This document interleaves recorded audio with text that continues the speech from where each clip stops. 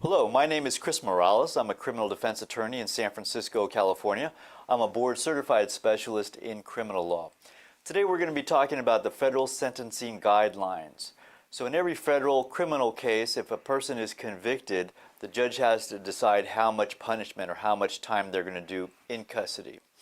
So there are two parts to every federal sentencing guideline advisory number. That is, a number is associated with the actual crime, and a number is associated with the person's criminal history, if they have any. The higher the number, the more time in federal prison. Let's take an example. How about counterfeiting? Let's say somebody is convicted of counterfeiting, which is making false money. So the base number for a counterfeiting conviction is 9. So that's where we start off. So numbers are added to that depending on the circumstances. If the amount of counterfeit money found on the person is between $2,000 and $5,000, then another point is added to the 9, making it 10. If the person actually produced the counterfeit money, 2 points are added, making it 12. And when the person is arrested, if there's a gun involved in any way, shape, or form, another 2 points are added, so now we're at 14 points. But there are ways to bring those numbers down.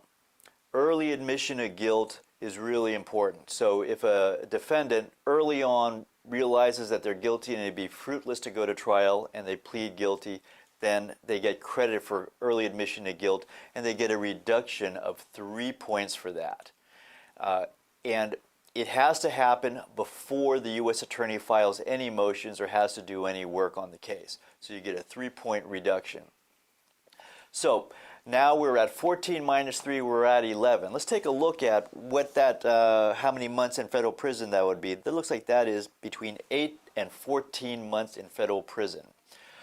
But let's say, for example, the person, the defendant, has a prior criminal record. And within 15 years, they have gone to prison twice for over a year.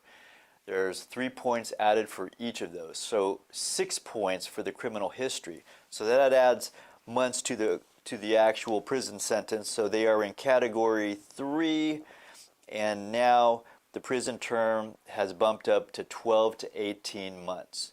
So that's the way the federal sentencing guidelines work. These are recommendations to the federal judge. So your attorney, your defense attorney, can argue to the judge to go lower than those, but that's pretty much where the judge starts. If you have any questions about the federal sentencing guidelines, please call me at 415-552-1215, and make sure that you follow the Morales Law Firm on LinkedIn and on Facebook.